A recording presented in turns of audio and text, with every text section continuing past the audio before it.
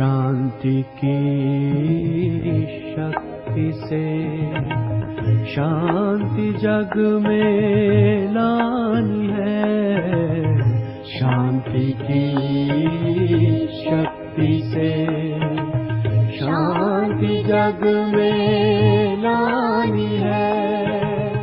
शांत मन हो तन हो शीतल, शांत मन हो तन हो शीतल, ऐसी दुनिया बनानी है।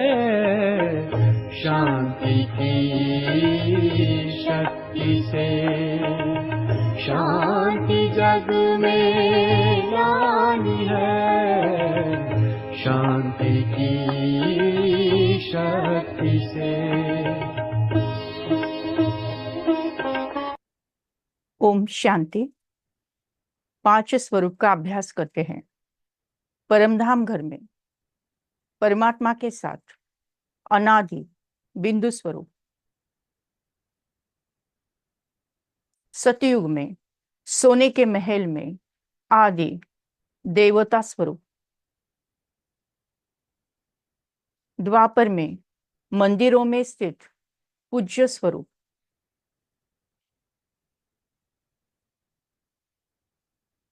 संगम पर त्रिनेत्री ब्राह्मण स्वरूप,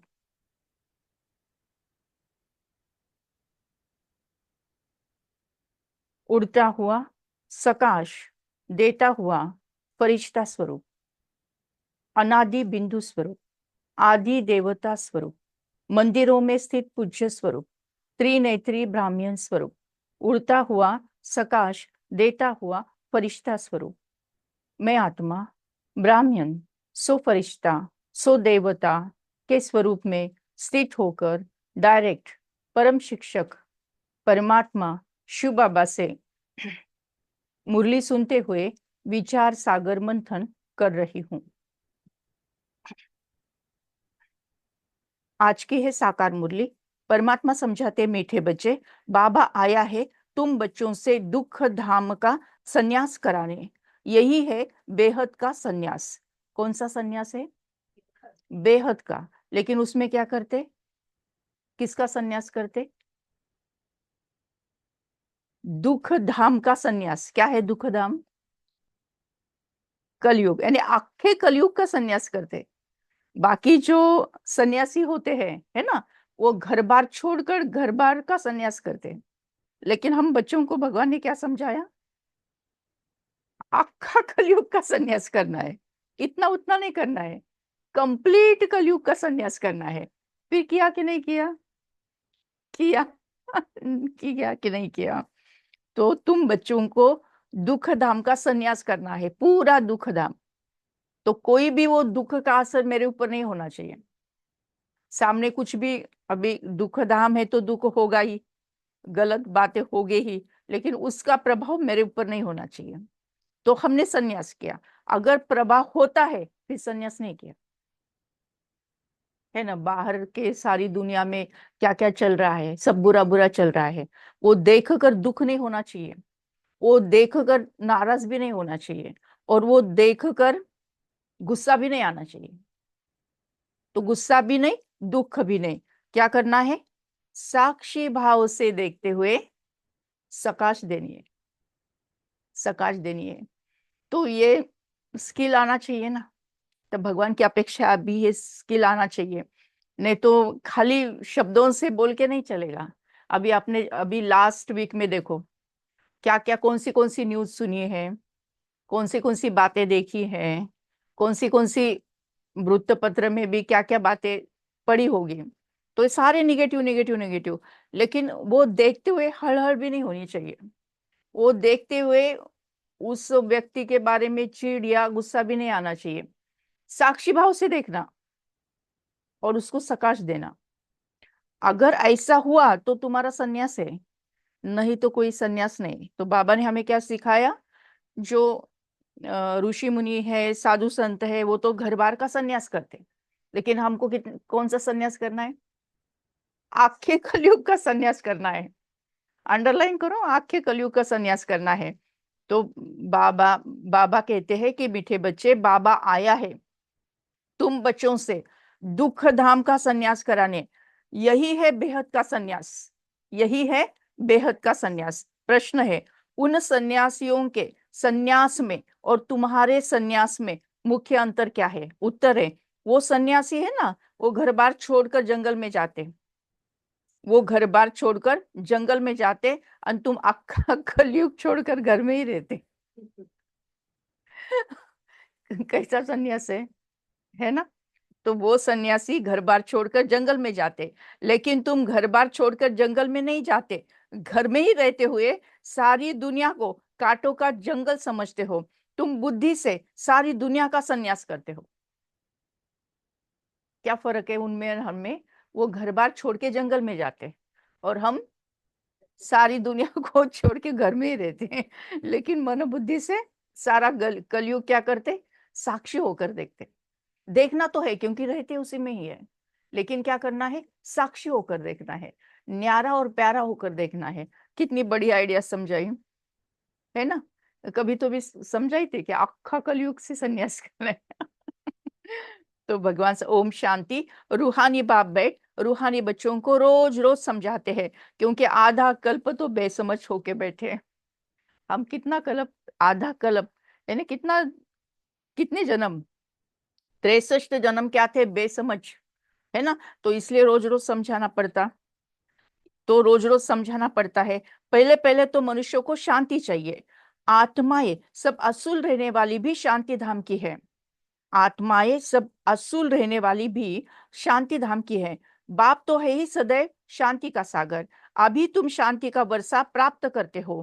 कहते हैं ना, शांति देवा, अर्थात हमको इस सृष्टि से अपने घर शांति धाम में ले चलो, अर्थात शांति का वर्षा दे दो। देवताओं के आगे अथवा शिव बाबा के आगे ये जाकर कहते हैं कि शांति दो, क्योंकि शिव बाबा है शांति का सागर। अभी तुम शिव बाबा से शांति का वर्षा ले रहे हो।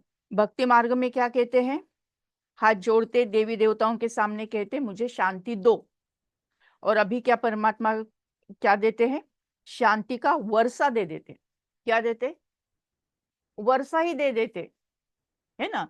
एक छटाक भर शांति देना वो बात अलग है, और शांति का महासागर ही मास्टर महासागर बना देना यानी वर्षा देना, ये बात अलग है ना? तो भक्ति मार्ग में मांगते हैं, भीख मांगते हैं कि शांति दो, शांति दो, लेकिन यहाँ ज्ञान मार्ग में तुम शिव बाबा से शांति का वर्षा ही ले रहे हो। बाप को याद करते करते तुमको शांति धाम में जाना है जरूर, नहीं याद करेंगे तो भी जाएंगे जरूर। परमात्मा को याद करेंगे तो भी शांति धाम में जाना है, और याद नहीं करेंगे फिर भी शांति धाम जाना है। याद करेंगे तो प्यार से जाएंगे, और बिना याद करेंगे तो मार से जाएंगे। कैसे जाना है फिर? याद करके प्यार से जाना है ना? नहीं याद करेंगे तो भी जाएंगे जरूर। याद इसलिए करते हैं कि पापों का बोझा जो सिर पर है वो खत्म हो जाए। शांति और सुख मिलता है एक बाप से, क्योंकि वो सुख और शांति का सागर है, वो चीज ही है मुख्य। शांति को मुक्ति भी कहा जाता है। क्या कहते हैं? शांति को मुक्ति भी कहा जाता है। इसीलिए परमधाम घर को क्या क्या नाम है? शांति धाम भी नाम है और मुक्ति धाम भी नाम है। शांति को मुक्ति भी कहा जाता है। और फिर जीवन मुक्ति, वो क्या होती है? जीवन मुक्ति यानी सतयुग में आना, करेक्ट। और उसको ही क्या कहते हैं? सदगति। उसको ही क्या कहते हैं? सदगति। तो फिर जीवन मुक्ति, लेकिन वो मुक्ति किससे है? जीवन बंध से मुक्ति है, दुखों से मुक्ति है, चिंताओं से मुक्ति है, परेशानी से मुक्ति है। तो जीवन में जो जो बाधाएं आती है उससे मुक्त होना यानी जीवन मुक्ति, है ना? तो फिर जीवन मुक्ति और जीवन बंध भी है। जीवन बंध कब होता? द्वापर कलयुग में। और जीवन मुक्ति कब होती है? सतयुग त्रेता में। शांति को मुक्ति भी कहा जाता है। फिर जीवन मुक्ति और जीवन बंध भी है। अभी तुम जीवन बंध से जीवन मुक्त हो रहे हो। सतयुग में कोई बंधन नहीं होता है, गाया भी जाता है सहज जीवन मुक्ति या सहज गति सदगति। अब दोनों का अर्थ तुम बच्चों ने समझा है। गति कहा जाता है हाँ करेक्ट, परम धाम। गति कहाँ जाता है? शांति धाम को, यानी परम धाम को। गति कहाँ जाता है? शांति धाम को, परम धाम को। और सदगति कहाँ जाता है? सतयुग को, यानी सुख धाम को। सुख धाम और शांति धाम, फिर यह है दुख धाम। कलयुग है दुख धाम। और हमें संन्यास किसका करना है? आखे दुख धाम का करना है, यानी पूरे कलयुग का करना है, यानी पूरे विश्व का संन्यास करना है। याद रखेंगे ना, पूरे विश्व का संन्यास करना है जो कलयुग में है। तो भगवान समझाते हैं सदगति कहाँ जाता है? सुख धाम को। सुख धाम, शांति धाम, फिर यह है दुख धाम, क्योंकि कलयुग है। तुम बैठे हो, बाप कहते हैं बच्चे शांति धाम, घर को याद करो। आत्माओं को अपना घर भूला हुआ है, बाप आकर याद दिलाते हैं, समझाते हैं कि रूहानी बच्चे तुम घर जा नहीं सकते जब तक मुझे याद नहीं करते। जब तक याद नहीं करते तब तक पवित्र नहीं बनते, पवित्र नहीं बनते तब तक घर नहीं जा सकते। याद से तुम्हारे पाप भस्म हो जाएंगे, आत्मा पवित्र बन फिर अपने घर जाएंगे। तुम बच्चे जानते हो कि ये अपवित्र दुनिया है, ये कलयुग है, ये दुख धाम है, ये रावणपुरी है, ये मायापुरी है, यहाँ रावण का साम्राज्य है, इसलिए इसको कलयुग कहते हैं। दुख धाम है, इस पूरे दुख धाम का संन्यास करना है। फिर से अंडरलाइन कि पूरे दुख धाम का संन्यास करना है। इसलिए दुख यानी 0.0000001% भी दुख हमें नहीं होना चाहिए, नहीं होना चाहिए। नाराज भी नहीं होना, उदास भी नहीं होना, कंफ्यूजन भी नहीं रहना। एक भी मनुष्य आज, एक भी संपूर्ण पवित्रता कोई मनुष्य में नहीं, अभी सभी एकदम पवित्र नहीं, 100% पवित्र नहीं बने। एक भी पवित्र मनुष्य नहीं। पवित्र दुनिया को सतयुग और अपवित्र दुनिया को कलयुग कहा जाता है। राम राज्य और रावण राज्य, रावण राज्य से अपवित्र दुनिया स्थापन होती है। ये बना बनाया खेल है। क्या है ये? बना बनाया खेल है। ये बेहद का बाप समझाते हैं, उनको ही सत्य कहा जाता है। सत्य बातें तुम संगम पर ही सुनते हो, फिर तुम सतयुग में जाते हो। द्वापर से फिर रावण राज्य शुरू होता है। रावण अर्थात असुर, रावण अर्थात असुर, असुर ठहरा। असुर कभी सत्य नहीं बोल सकते, इसीलिए कहा जाता है झूठी माया झूठी काया। क्या कहते हैं? हाँ, यानी माया भी झूठी है और इसके कारण काया भी झूठी है। आत्मा भी झूठी है तो शरीर भी झूठा है। आत्मा भी झूठी है तो शरीर भी झूठा है। आत्मा में संस्कार भरने हैं ना, 4 धातुएं हैं, सोना, चांदी, तांबा और लोहा। सब खाद निकल जाते हैं। ये क्या है? 4 खाद पड़ी है ना। बाकी सच्चा सोना तुम बनते हो इस योग बल से। जो आत्मा है ना, परमात्मा ने कई बार समझा है ना कि जब आत्मा परम धाम में होती है तब क्या होती है? 100% पवित्र होती। वहां से सतयुग में आती तो भी 100%, हाँ, लेकिन धीरे धीरे बैटरी डाउन होने लगती है, लेकिन फिर भी वो सोना रहती। क्या रहती? सोना रहती। फिर त्रेता में आती तो क्या बनती? 2 कला कम बन जाती, लेकिन क्या बनती? चांदी जैसी। वो सोने जैसी सतयुग में, चांदी जैसी त्रेता में। द्वापर में आती तो, हाँ, द्वापर में आई तो तांबे जैसी हो जाती, और कलयुग में आई तो लोहे जैसी हो जाती। हाँ, समझा ना। और संगम पर आती तो, हाँ, डायमंड जैसी बन जाती। तो अभी हम कौन से युग में है? हाँ, यानी हम संगम युग में है ना, डायमंड एज में है ना। और अभी बाहर क्या चालू है? कलयुग चालू है, यानी कौन सा? लोहा। हाँ, लोहे में डायमंड में फर्क होता कि नहीं होता? डायमंड के हमेशा चमकता है ना, और लोहा कैसा? उदास पड़ा रहता है, ऐसा ब्लैकिश, काला है ना। तो फर्क है ना। तो कलयुग में जाएंगे तो कैसे बनेंगे? काले। संगम पे रहे तो कैसे बनेंगे? डायमंड, चमकेंगे, चमकने वाले हैं ना, चमकने वाले हैं। तो भगवान समझाते हैं कि तुम जब सतयुग में हो तो सच्चा सोना हो, फिर चांदी पड़ती है तो चंद्रवंशी यानी त्रेता कहा जाता है, फिर तांबा, फिर लोहा की खाद पड़ती है द्वापर कलयुग में। फिर योग बल से तुम्हारे में जो चांदी, तांबा, लोहा की खाद पड़ी है वो निकल जाती है।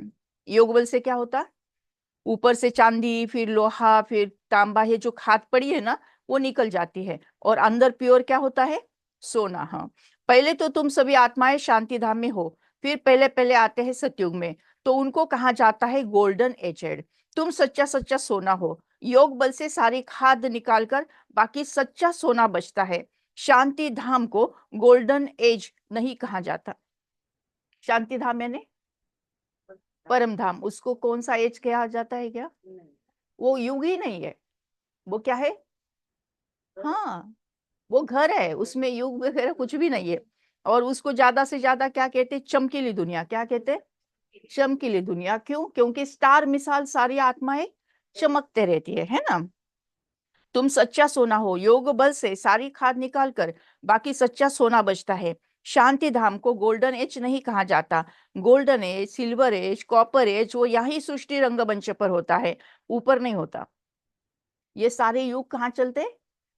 हाँ, इस दुनिया में चलते, उस दुनिया में नहीं चलते। कौन से? परम धाम में भी नहीं चलते, सूक्ष्म वतन में भी नहीं चलते। कहाँ चलते? स्थूल वतन में ही चलते हैं, यानी यहीं पर चलते हैं। भगवान समझाते हैं शांति धाम में तो है शांति शांति। आत्मा जब शरीर लेती है तब गोल्डन एजेड कहा जाता है। सृष्टि ही गोल्डन एजेड बन जाती है। सतो प्रधान 5 तत्वों से शरीर बनता है। शरीर कैसा बनता? 5 तत्वों से। जब सतयुग में होता तो कैसा होता? सतो प्रधान। कैसा होता? सतो प्रधान। त्रेता में आता तो कैसा होता? सतो। द्वापर में आता कैसा होता? रजो। द्वापर के अंत में कैसा होता? रजो प्रधान। रजो प्रधान। जब कलयुग शुरू होता तब तमो, और कलयुग के अंत में तमो प्रधान। राइट। तो भगवान समझाते आत्मा सतो प्रधान है तो शरीर भी सतो प्रधान होता है। फिर पिछाड़ी में आकर आयरन एज शरीर मिलता है, क्योंकि आत्मा में खाद पड़ती है। तो गोल्डन एज, सिल्वर एज इस भगवान समझाते हैं सृष्टि में होता है, ये सृष्टि रंगमंच पर ही होता है। तो अब बच्चों को क्या करना चाहिए? पहले पहले शांति धाम जाना है, इसलिए बाप को याद करना है, तभी तमो प्रधान से सतो प्रधान बन जाएंगे। इसमें टाइम उतना ही लगता है जितना टाइम बाप यहाँ रहते हैं। कितना टाइम बाप यहाँ रहते हैं? ज्यादा से ज्यादा 100 साल। और 100 साल में ही क्या होता है? 100 साल में ही हाँ महापरिवर्तन होता है। लेकिन आत्मा कैसी होती? तमो प्रधान से सतो प्रधान होती। तमो प्रधान से सतो प्रधान होती, कलाहीन होती, 0 से 16 कला संपूर्ण बनती।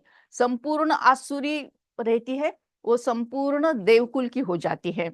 और उसको सतो प्रधान से तमो प्रधान बनने में कितना समय लगा? 5000 वर्ष। तमो प्रधान से सतो प्रधान बनने में कितना समय लगा?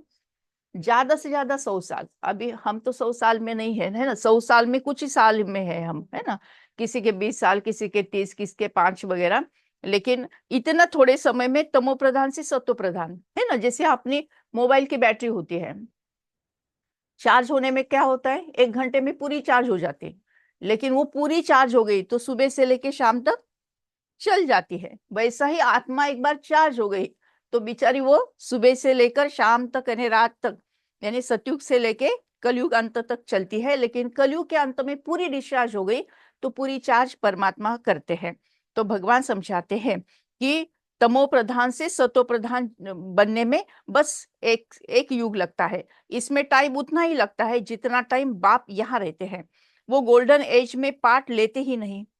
लेते के परमात्मा आते के सतयुग में नहीं आते। तो आत्मा को जब शरीर मिलता है तब कहा जाता है कि ये गोल्डन एजेड जीव आत्मा है।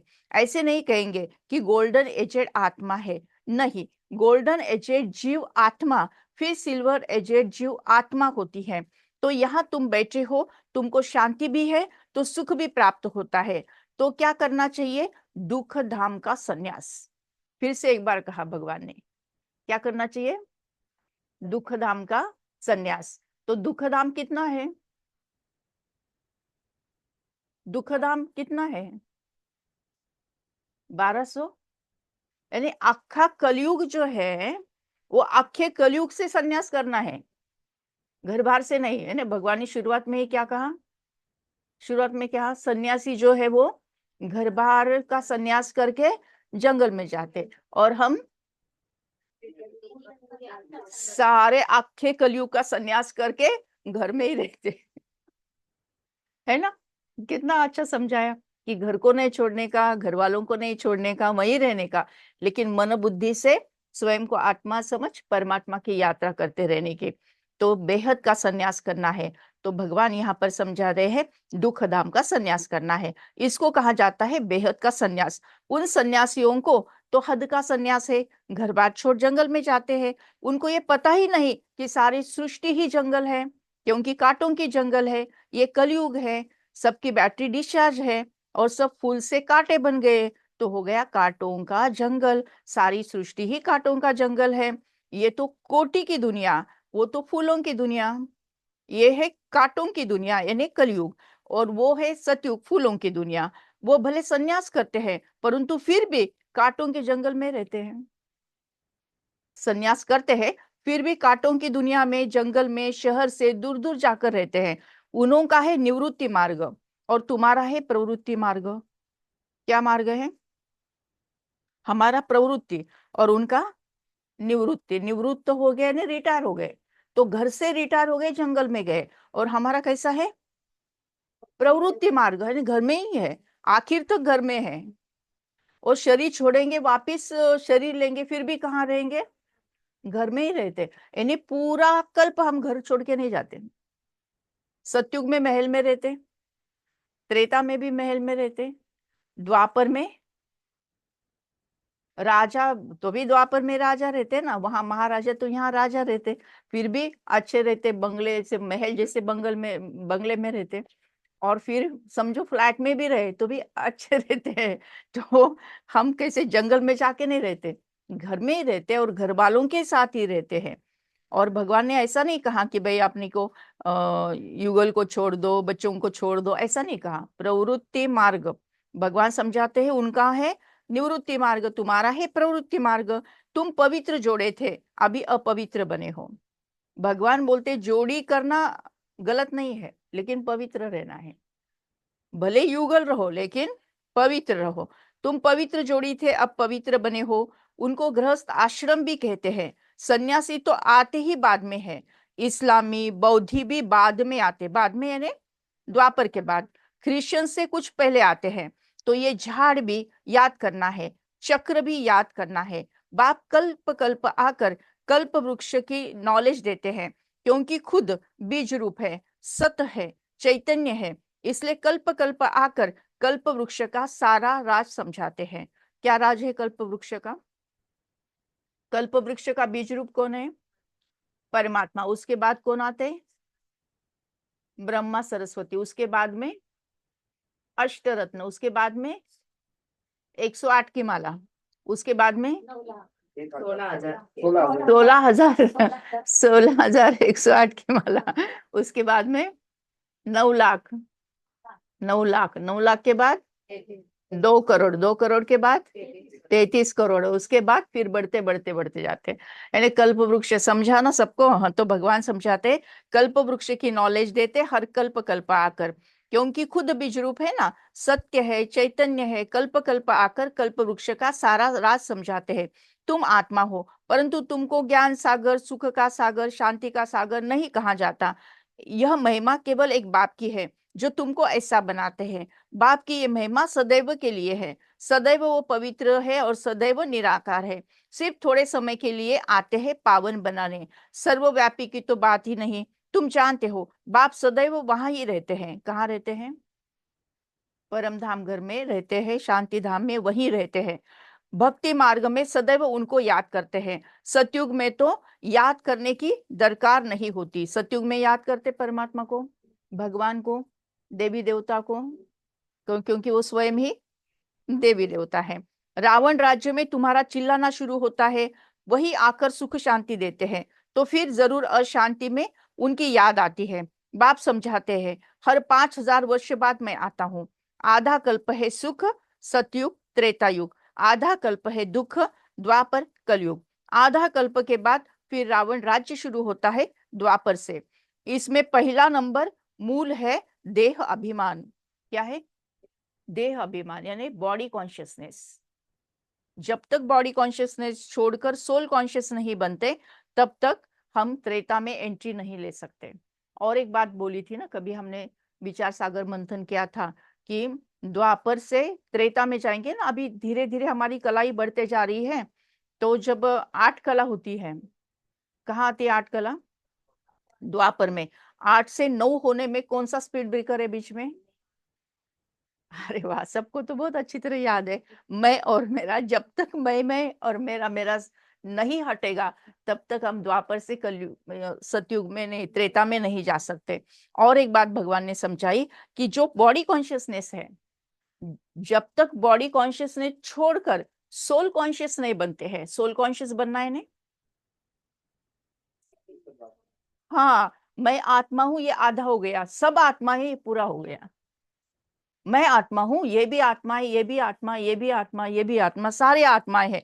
और आत्मा के नाते हम सभी भाई भाई हैं। और एक लाइन ऐड करो।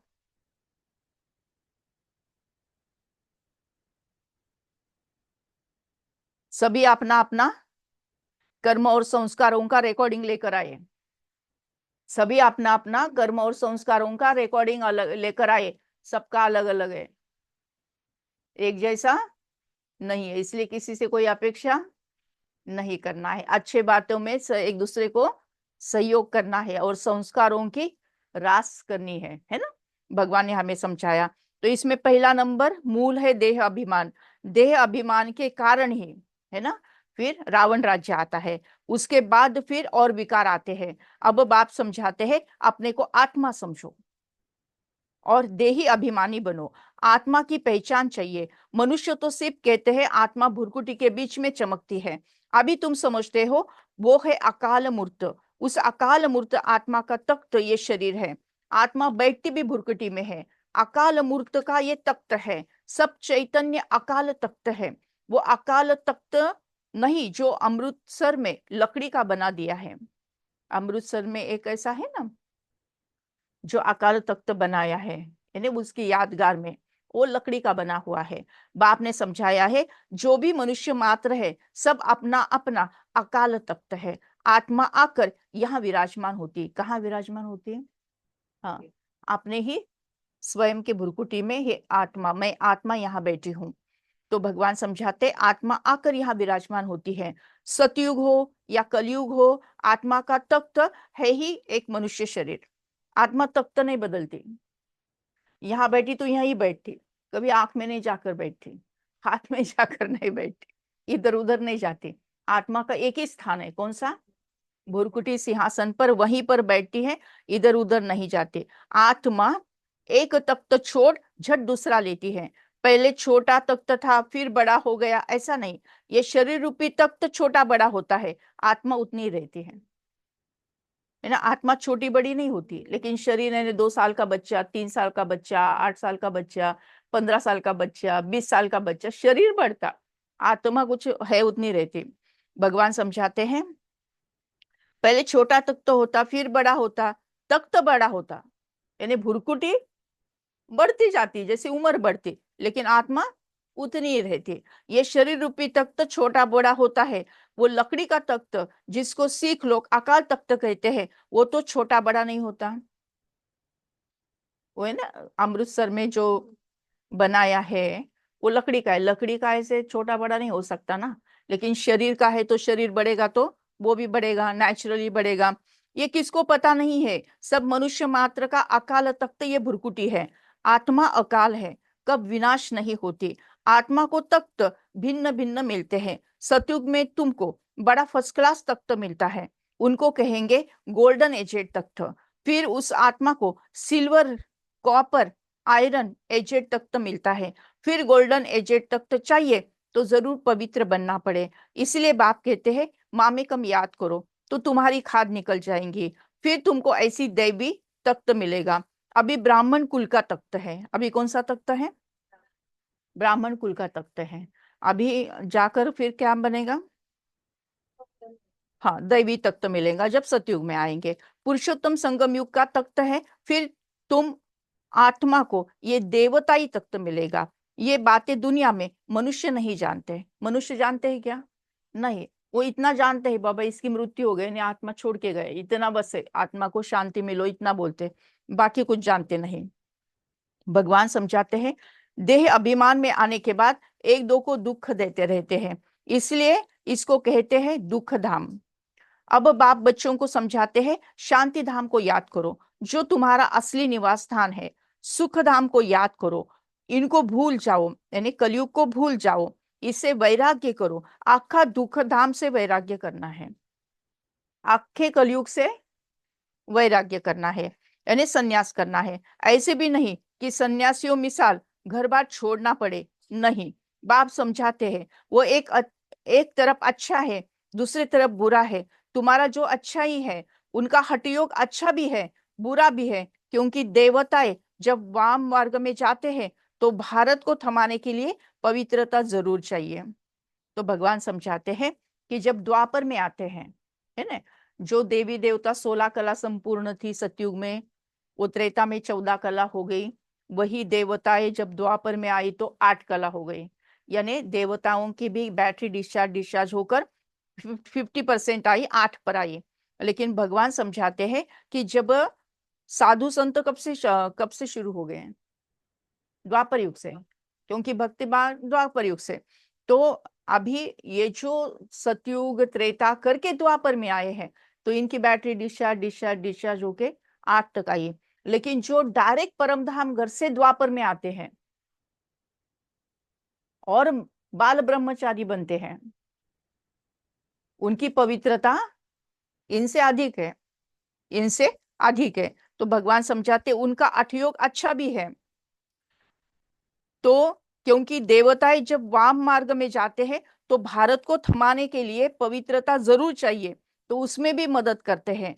भारत ही अविनाशी खंड है, बाप का भी आना यहाँ होता है। तो जहां पर बेहद का बाप आते हैं वो सबसे बड़ा तीर्थ हो गया ना, सर्व की सदगति बाप ही आकर करते हैं। इसलिए भारत को ऊंच से ऊंच देश कहते हैं। मूल बात बाप समझाते हैं, बच्चे याद की यात्रा में रहो। गीता में भी मन मनाभव अक्षर है, परंतु बाप कोई संस्कृत तो नहीं बतलाते, बाप मन मनाभव का अर्थ बताते हैं।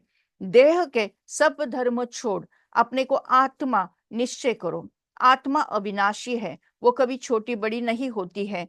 अनादि अविनाशी पाठ आत्मा में भरा है, ड्रामा बना हुआ है। पिछाड़ी में जो आत्माएं आती है उनका बहुत थोड़ा पार्ट है, बाकी टाइम शांति धाम में रहते हैं। यानी जो डायरेक्ट कलयुग में आते उनका पार्ट कितना है?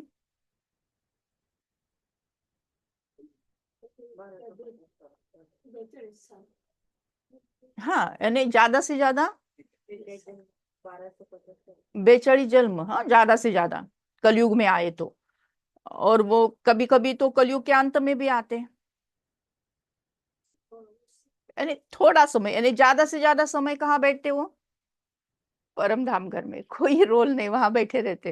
यानी जो नाटक रहता ना, नाटक में जो एक्स्ट्रा होते ना, एक्स्ट्रा, वो कहाँ बैठते? पर्दे के पीछे आराम से बैठते, तो वो वैसे बैठे रहते। फिर जब पाठ उनका होता है तब वो आते हैं। लेकिन जो सतयुग से आते वो हीरो पाठधारी होते, वो हीरो का पाठ बजाते। तो भगवान समझाते हैं कि आत्मा अविनाशी है, वो कभी छोटी बड़ी नहीं होती। अनादि अविनाशी पाठ भरा है, ड्रामा बना हुआ है। पिछाड़ी में जो आत्माएं आती है उनका बहुत थोड़ा पाठ है, बाकी टाइम शांति धाम में रहते हैं। स्वर्ग में तो आ न सके, पिछाड़ी को आने वाले वहां ही थोड़ा सुख, वहां ही थोड़ा दुख भोगते हैं। कहाँ? कलयुग में। कलयुग में आ रहे ना डायरेक्ट, तो थोड़ा सुख भोगते हैं, थोड़ा दुख भोगते हैं।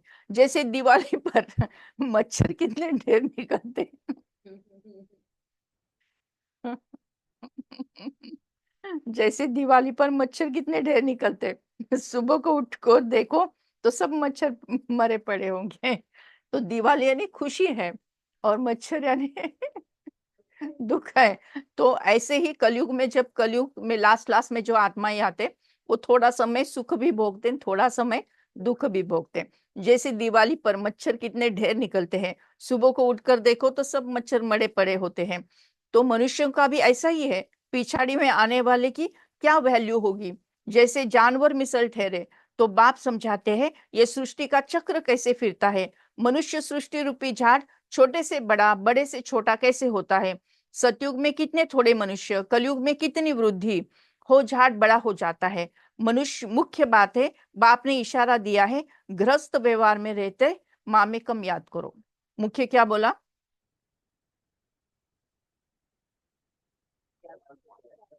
गृहस्थ व्यवहार में रह के माँ में कम याद करो, और गृहस्थ व्यवहार में रह के कलयुग का, हाँ, पूरे कलयुग का संन्यास करो। अभी ऐसा विजुअलाइज करे घर में बैठे और पूरे कलयुग का संन्यास किया है ना। वो कलयुग में कुछ भी हुआ तो भी उसको प्रभाव मेरे ऊपर नहीं आता। एक्सीडेंट होगा, कुछ सुनामी आएंगी, कोई मारामारी होगी, कुछ गलत बातें होगी, तो मुझे गुस्सा भी नहीं आएगा और मुझे दुख भी नहीं होगा। हमें साक्षी भाव से देखते हुए उनके लिए शुभ चिंतन करूंगी, यानी उनके लिए सकाश दूंगी। यानी भगवान ने एक समझाया ना कि साक्षी भाव से देखते हुए क्या देना है, सकाश देनी है। लेकिन कलयुग से पूरा ही संन्यास लेना है, लिया कि नहीं? अब बहुत बार बार भगवान ने आज पक्का करवाया है, पूरे कलयुग से संन्यास करना है। लेकिन फिर भी क्या करना है, फिर भी गृहस्थ व्यवहार में रह के माँ में कम याद करो। खाली संन्यास नहीं करना, माँ में कम याद करो। 8 घंटा याद में रहने का अभ्यास करो। कितना घंटा? 8 घंटा। ऐसा नहीं कहा भगवान ने कि ऐसे बैठ कर करो, ऐसा नहीं कहा कि बैठकर कब कब करना, अमृत वेले बैठकर करना, मुरली क्लास के बाद बैठ के करना, नुमा शाम को बैठ के करना, सोने के पहले बैठकर करना, लेकिन बीच में कर्म करते हुए करना। यानी परमात्मा की याद निरंतर चाहिए, श्वासोश्वास चाहिए, तो हर कर्म क्या होता है, परमात्मा की याद में होता है। तो फिर 8 घंटे क्यों, ज्यादा भी हो सकता अपना। बीच में एक बार भगवान ने समझाया था ना माँ, पिछले हफ्ते की मुरली में, कि चार्ट रखते कि नहीं, है ना, चार्ट के बारे में समझाया था ना। हाँ, तो भगवान समझाते 8 घंटा याद में रहने का अभ्यास करो। याद करते करते आखिरीन पवित्र बन बाप के पास चले जाएंगे तो स्कॉलरशिप भी मिलेंगी। पाप अगर रह जाएंगे तो फिर जन्म लेना पड़ेगा। और कहा, हाँ, संन्यास किया था ना कलयुग का, और फिर से कलयुग में आए क्या? तो ऐसा नहीं करने का। फिर स्कॉलरशिप लेनी है ना, तो पूरा के पूरा 8 घंटा याद रहने का अभ्यास करो। पाप अगर रह जाए ना तो फिर से यही जन्म लेना पड़ेगा, सजाएं खानी पड़ेंगे, फिर पद भी कम हो जाएगा। हिसाब किताब चुकतू तो सबको करना है, हिसाब किताब चुकतू तो सबको करना है, कोई उससे छूटा नहीं। ब्रह्मा बाबा भी छूटे नहीं, कोई भी एक भी आत्मा छूटेगी नहीं। इसलिए कहानी में बताते हैं ना, रामायण की कहानी में क्या बताते हैं, वनवास को जाना पड़ा कि नहीं। हाँ हाँ, तो भगवान समझाते हैं कि हिसाब किताब चुकतू तो सबको करना पड़ेगा। जो भी मनुष्य मात्र है अभी तक जन्म लेते रहते हैं। इस समय देखेंगे भारतवासियों से क्रिश्चियन की संख्या ज्यादा है। इस समय देखेंगे भारतवासियों से क्रिश्चियन की संख्या ज्यादा है, वो भी सेंसिबल भी है। भारतवासी तो 100% सेंसिबल थे, सो अब फिर नॉन सेंसिबल बन गए हैं, क्योंकि यही 100% सुख पाते हैं, फिर 100% दुख भी यही पाते हैं। वो तो आते ही पीछे में है, कौन? क्रिश्चियन लोग पीछे में आते, कब आते? द्वापर से आते। और हम कब से आते हैं? सतयुग से। तो हम 100% पवित्र भी थे, और अभी बहुत सारे अपवित्र भी कलयुग में बने हैं, लेकिन जब से संगम पर आए तब से पवित्र बने हैं। बाप ने समझाया है कि क्रिश्चियन डिनायस्टी का श्री कृष्ण डिनायस्टी से कनेक्शन है।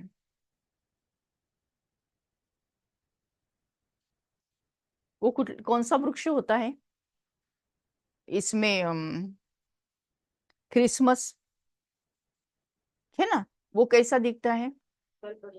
हाँ, ऐसा दिखता है कि नहीं? हाँ, तो बाप ने समझाया कि क्रिश्चियन डिनाइस्टी का श्री कृष्ण डिनाइस्टी से कनेक्शन है। क्रिश्चियन ने राज्य छीना, फिर क्रिश्चियन डिनाइस्टी से ही राज्य मिलना है। उन्होंने राज्य छीना ना हमसे, तो उनसे ही राज्य मिलना है। इस समय क्रिश्चियन का जोर है, उन्हों को भारत से ही मदद मिलती है। अभी भारत भूख मरता है तो रिटर्न सर्विस हो रही है, यहाँ से बहुत धन, बहुत हीरे जवाहर आदि वहां ले गए हैं, बहुत धनवान बने हैं, तो अब फिर धन पहुंचाते रहते हैं, उनको मिलने का तो है नहीं। तो अब तुम बच्चों को तो कोई पहचानते नहीं है, हम बच्चों को, हमारी गुप्त है ना सर्विस, कैसी हमारी गुप्त सर्विस है, हाथ में शस्त्र है क्या? नहीं ना, बॉम्ब है क्या? नहीं, कैसा है, सब कुछ गुप्त चालू है। अगर पहचानते तो आकर राय लेते। तुम हो ईश्वरी संप्रदाय, जो ईश्वर की राय पर चलते हो, वही फिर ईश्वरी संप्रदाय से दैवी संप्रदाय बनेंगे, फिर क्षत्रिय, वैश्य, शूद्र संप्रदाय बनेंगे। अभी हम सो ब्राह्मण है, फिर हम सो देवता, फिर हम सो क्षत्रिय, फिर हम सो वैश्य, फिर हम सो क्षुद्र बनेंगे, है ना? कैसा होता है ईश्वरी संप्रदाय? कहां पर? संगम युग पर, संगम युग पर, बराबर है। फिर दैवी संप्रदाय कहां पर? सतयुग में। क्षत्रिय संप्रदाय कहां पर? त्रेता में। वैश्य संप्रदाय कहां पर? द्वापर में। शूद्र संप्रदाय कहां पर? कलयुग में। ये जो संप्रदाय है वो बैटरी, आत्मा रूपी बैटरी के ऊपर है। तो आत्मा रूपी बैटरी ईश्वरी संप्रदाय में आखिर आखिर में कैसी होती? संपूर्ण फुल चार्ज होती है। फिर दैवी संप्रदाय में जाएंगी तो भी फुल चार्ज रहेगी। वहां से क्षत्रिय बने तो 16 की 14 कला हो गई, वैश्य बने तो 8 हो गई, शुद्ध हाँ, वैश्य बने तो 8 हो गई, और शूद्र बने तो 4 और 0 0 0 हो जाती है। तो ब्राह्मण परमात्मा समझाते अभी हम सो ब्राह्मण है, फिर हम सो देवता बनेंगे, हम सो क्षत्रिय बनेंगे, हम सो वैश्य और शूद्र, ऐसे अर्थ। ये चक्र को अच्छी तरह जानना है। ये बाजुली का खेल है जिसको समझाना बहुत सहज है, परंतु माया भुला देती है, फिर दैवी गुणों से आसुरी गुणों में ले आती है। अपवित्र बनना आसुरी गुण है। अच्छा, तो भगवान समझाते हैं कि हम ही पहले देवता थे और फिर से हम ही देवता बनने वाले हैं। तो बीच में अगर कुछ कमी कमजोरी है तो उसके लिए बुरा नहीं मानना। नहीं तो कोई कोई लोग बहुत पश्चाताप करते हैं, मैं ऐसा हूं, मैं ऐसा हूं। इंफीरियरिटी कॉम्प्लेक्स में नहीं जाना, वो ठीक है। समझ लिया ना कि मेरे में एक कमजोरी है, समझ लिया ना मेरे में एक कमी है, तो उससे उभर कर ऊपर आना है, उसमें फंस के नहीं रहना है। मीठे मीठे सिकी लरे बच्चों प्रति माता पिता बाप दादा का याद प्यार और गुड मॉर्निंग। रूहानी बाप की रूहानी बच्चों को नमस्ते। हम रूहानी बच्चों की, रूहानी बाप को याद प्यार, नमस्ते, गुड मॉर्निंग बाबा, गुड मॉर्निंग। धारणा के लिए मुख्य सार नंबर 1, स्कॉलरशिप लेने के लिए गृहस्थ व्यवहार में रहते कम से कम 8 घंटा बाप को याद करने का अभ्यास करो। 8 घंटा हम कैलकुलेट करेंगे। अमृत वेले का 1 घंटा, ओके। मुरली क्लास का 1 घंटा, हाँ। नुमा शाम का 1 घंटा। रात को सोने के पहले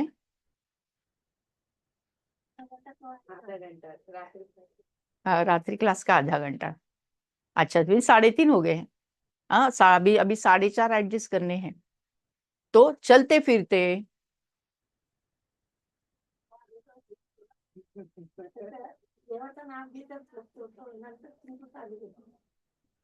हाँ, तो 8 घंटे का चार्ट रखना है। ये तो करीब करीब 4 घंटे हमारे इसमें हो गए, यानी बैठकर करने के 4 घंटे हो गए, अपने आप हो गए। अभी 4 घंटे यानी जो भी कर्म हम करते हैं परमात्मा की याद में करना है। कैसा जब कर्म करते हैं तो परमात्मा की छत्र छाया है, ऐसे लाल सुनहरी, है ना यहाँ पर लाल सुनहरी। हाँ, जैसे सूरज की किरणें गिरते हैं ना, तो ऐसा सूरज, ऐसा समझना कि ये छत्र छाया है और उनके नीचे मैं हूं, और उनसे सारी किरणें आते रहती हैं, और मैं उनके श्रीमत पर चल के कार्य कर रही हूँ, कर्म कर रही हूँ। तो ऐसा और 4 घंटा करो, 8 घंटा हो गया। ट्रैफिक कंट्रोल का 1-1 मिनट वो करो, वो भी हो जाएगा। तो स्कॉलरशिप लेने के लिए ग्रस्त व्यवहार में रहते कम से कम 8 घंटा बाप को याद करने का अभ्यास करो। याद के अभ्यास से ही पावर मत, बहुत बार कहा आज कि पक्का ही करवाया। यानी पूरा ही कलयुग का संन्यास करना है, पूरा कलयुग। तो दुख धाम से बेहद का वैराग्य कर अपनी असली निवास स्थान शांति धाम और सुख धाम को याद करना है। देह अभिमान में आकर किसी को दुख नहीं देना, देह अभिमान में आकर किसी को दुख नहीं देना। वरदान है, कर्मों के हिसाब किताब को समझकर अपनी अचल स्थिति बनाने वाले सहज योगी भव। फिर परमात्मा समझाते, चलते चलते अगर कोई कर्मों का हिसाब किताब सामने आ जाता है, ध्यान से सुनेंगे, चलते चलते अगर कोई कर्मों का हिसाब किताब सामने आ जाता है तो उनमें मन को हिलाओ नहीं, मन में हलचल नहीं होना चाहिए, उदासी नहीं आना चाहिए, गुस्सा नहीं आना चाहिए, दुख नहीं आना चाहिए। तो भगवान उसको पकड़ के भी, भाव को पकड़ के भी नहीं रखना चाहिए। तो भगवान समझाते हैं, चलते चलते अगर कोई कर्मों का हिसाब किताब सामने आता है तो उसमें मन को हिलाओ नहीं, स्थिति को नीचे ऊपर नहीं करो। चलो आया तो परख कर उसे दूर से ही खत्म कर देना है। अभी योद्धे नहीं बनो, यानी लड़ाई नहीं करने की। हाँ, सर्वशक्तिमान बाप साथ है तो माया हिला नहीं सकती। सिर्फ निश्चय के फाउंडेशन को प्रैक्टिकल में लाओ और समय पर यूज करो तो सहज योगी बन जाएंगे। अब निरंतर योगी बनो, युद्ध करने वाले योद्धे नहीं। निरंतर योगी बनेंगे तो सतयुग में जाएंगे, युद्ध करेंगे तो त्रेता में आएंगे। कौन सा अच्छा? हाँ, तो निरंतर योगी बनना है। हाँ, स्लोगन है, डबल राइट रहना है तो अपनी सर्व जिम्मेदारियों का बोझ बाप के हवाले कर दो। डबल लाइट रहना है तो अपनी सर्व जिम्मेवारियों का बोझ बाप के हवाले कर दो। ऐसी बहुत ही अच्छी प्यारी सी मुरली परम पिता परमात्मा ने हमें समझाई है। Thank you Baba, thank you, शुक्रिया परमात्मा, शुक्रिया। क्या क्या समझाया?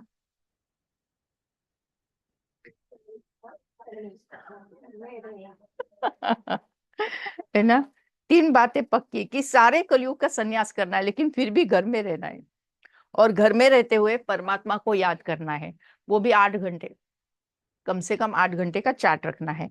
और क्या समझाया? गति क्या होती है, सदगति क्या होती है, ये समझाया। फिर क्या समझाया? हाँ हाँ हाँ, वो क्या क्या कैसे कैसे सृष्टि चक्र घूमता है ये समझाया। कल्प वृक्ष के भी समझाया, प्रवृत्ति मार्ग निवृत्ति मार्ग भी समझाया। फिर आत्मा कहाँ रहती? भृकुटी के बीच में रहती है, वही उसका अकाल तख्त होता है, ये भी समझाया। फिर हाँ राइट, ये भी समझाया। फिर क्या?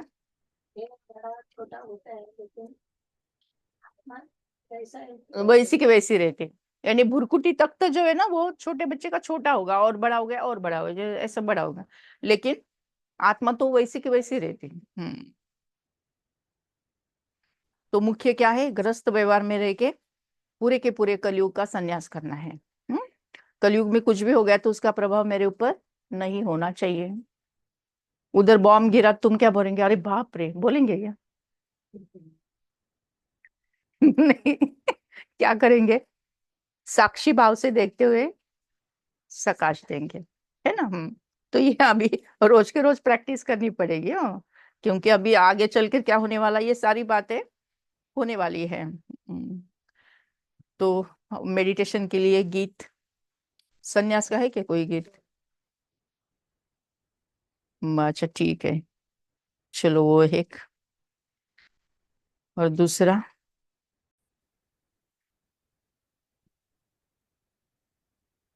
मन मना भव,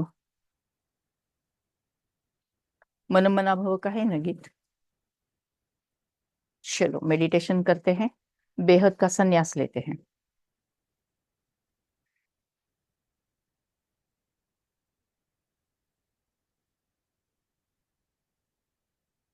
सीधा होकर बैठना है, अपना पूरा ध्यान सांसों की तरफ, साक्षी भाव से सांसों को महसूस करना है। धीरे धीरे अपना ध्यान ललाट के मध्य भाग में, स्वयं को देखें, ललाट देखें, भुरकुटी, तख्त देखें, ब्रेन देखें, ब्रेन के 2 लोब्स देखें, उसके बीच में अकाल तख्त में आत्मा विराजमान है। आत्मा लाइट है, रोशनी है, तेज है, ज्योतिर्बिंदु स्वरूप है, चमकता हुआ दिव्य सितारा है। ये मैं हूं, मैं आत्मा हूं। मैं आत्मा घर गृहस्थ में रहकर संपूर्ण दुख धाम कलयुग का संन्यास करती हूं। सारे कलयुग को साक्षी भाव से देखती हूं। सारे कलयुग में उपस्थित सारी तमोप्रधान आत्माएं, सारी तमोप्रधान प्रकृति, उसमें हलचल होना स्वाभाविक है। विनाश की सीन सीनरी दिखना स्वाभाविक है। अनाचार दुराचार होना स्वाभाविक है। मैं आत्मा घर गृहस्थी में रहकर भी इस संपूर्ण कलयुगी दुनिया से संन्यास करती हूं।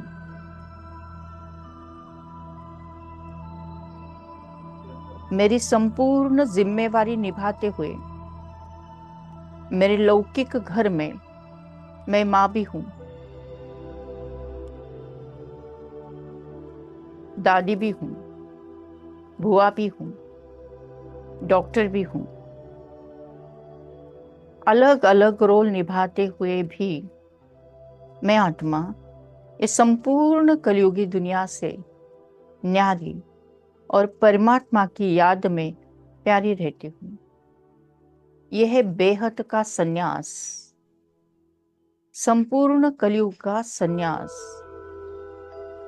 कलयुग के कोई भी सीन का प्रभाव मुझ आत्मा पर नहीं होता है।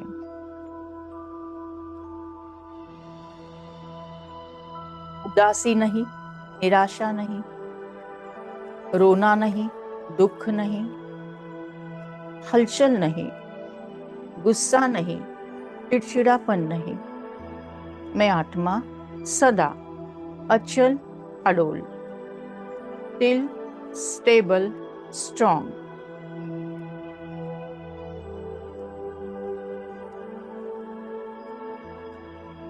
मैं आत्मा मास्टर सर्व शक्तिवान हूं, अचल अडोल हूं। मुझ आत्मा पर किसी का भी प्रभाव नहीं हो सकता, लेकिन मुझ आत्मा का प्रभाव सब पर होता है।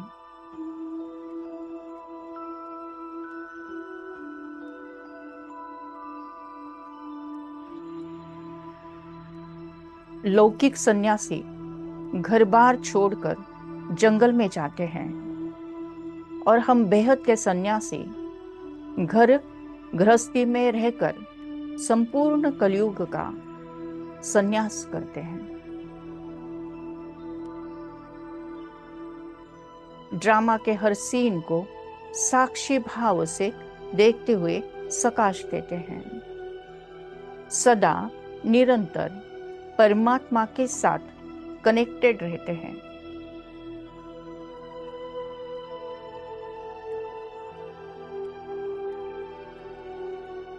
कम से कम 8 घंटा परमात्मा के साथ कंबाइन होते हैं।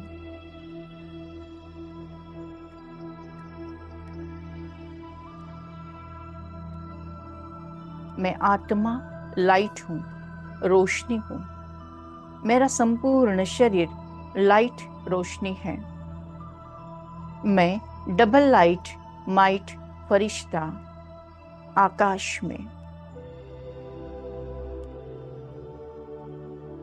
मैं फरिश्ता और ऊपर चांद तारों से भी ऊपर, मैं फरिश्ता और ऊपर संपूर्ण ग्लोब के ऊपर, इस पुरानी दुनिया से ऊपर, सूक्ष्म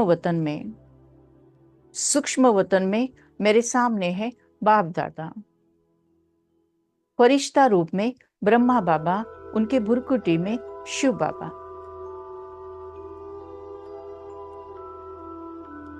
मैं फरिश्ता बाप दादा का हाथ पकड़कर सारे विश्व को सकाश देती हूँ। परमपिता परमात्मा से निकलती हुई सारी ईश्वरीय एनर्जी मुझ फरिश्ते में समाकर मुझे संपूर्ण संपन्न बनाकर सारे विश्व में ये एनर्जी फैलते जा रही है। छोड़ पुरानी दुनिया को, हम आए हैं पास आपके। अपने खालीपन को भरने के लिए प्यासी निगाहों से मनुष्यात्माओं की ओर देख रहे थे, दर दर भटक रहे थे। सत से कोसों दूर जीवन भ्रम में बीत रहा था। ऐसे में अल्पकालीन सुखों की दुनिया से निकालकर उस परमात्मा पिता ने हमें सत्य का परिचय दिया। प्यार के सागर ईश्वर के प्रेम में ये दिल बार बार गाता है।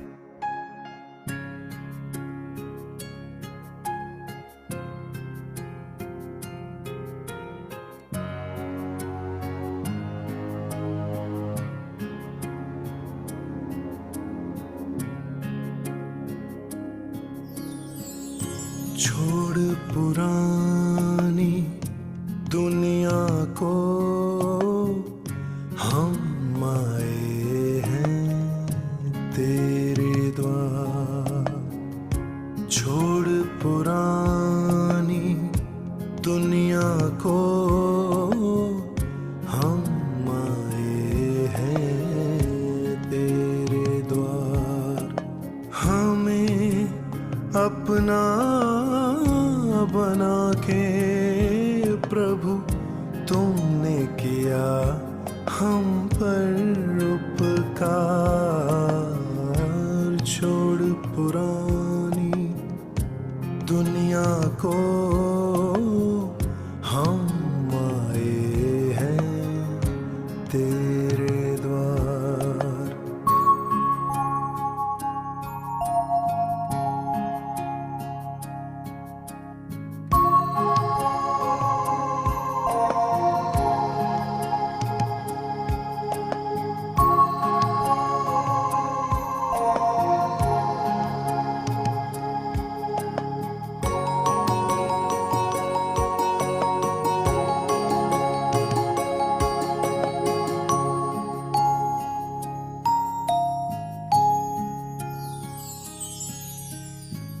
तन्हा तन्हा हम थे प्रभु, आने से पहले तेरे पास। छोड़ेंगे ना साथ तेरा, दिल से निकले ये आवाज। बैरागी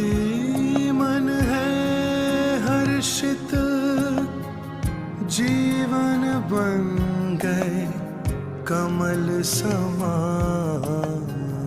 छोड़ पुरानी दुनिया को, हम आए हैं तेरे द्वार।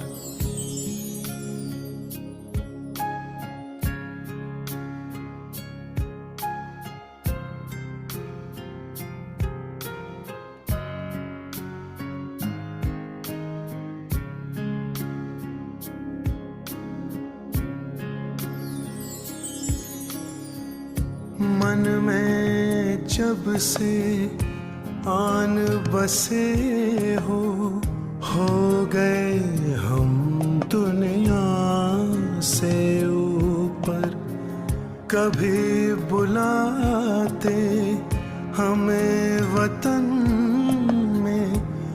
आप कभी आ जाते उतर, हम दुनिया में तुम हो मुझ में, मेरा तुम ये हो संसार, छोड़ पुरानी दुनिया को हम आए हैं तेरे द्वार, छोड़ पुरानी दुनिया को हम आए हैं तेरे द्वार। हमें अपना बना के प्रभु तुमने किया हम पर उपकार, छोड़ पुरानी दुनिया को हम आए हैं तेरे द्वार।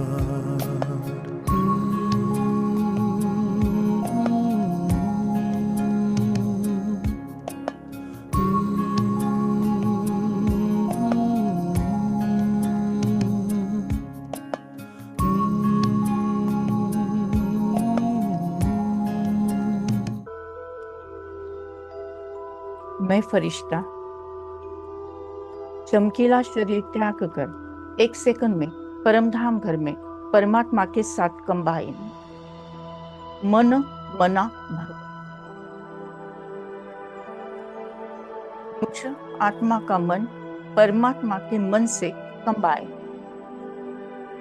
सारे विकर्म भस्म, आत्मा रूपी बैटरी चार्ज।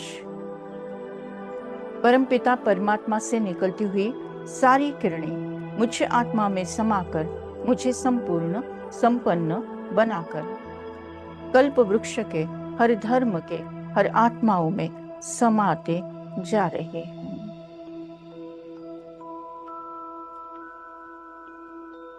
सूक्ष्म वतन में ब्रह्मा विष्णु महेश एडवांस पार्टी की आत्माएं फरिश्ते आत्मा में समाते जा रहे हैं। स्थूल वतन में विश्व की सारी आत्माएं विश्व के सारे तत्व में समाते जा रहे हैं। विश्व के हर आत्मा को परमात्मा का यथार्थ परिचय प्राप्त हुआ है। हर आत्मा कहती मेरा बाबा। परमात्मा ने मुझ आत्मा को निमित्त बनाकर तीनों लोगों का तीनों कालों का कल्याण किया है। मैं आत्मा मामेकम याद करती हूँ, मन मना भव। गीत।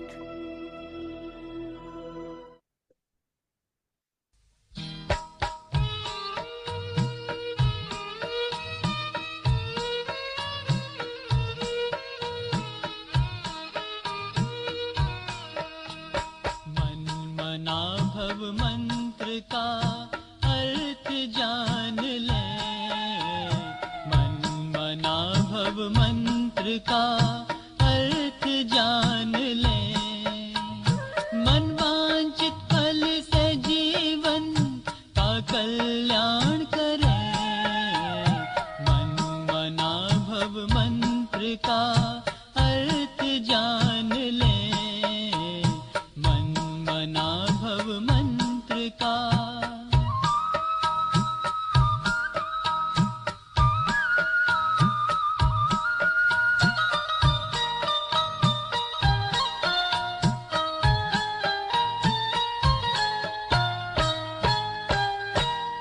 जो कदम उठे तेरे दर पे जा रुके, जो कदम उठे तेरे दर पे जा रुके।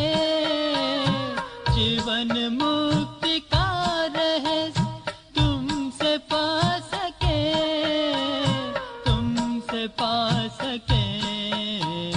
योग युक्त शिव की भक्ति से रहे जुड़े, योग युक्त शिव की भक्ति रहे जुड़े, मनवांछित फल से जीवन का कल्याण करें, मन मना भव मंत्र का।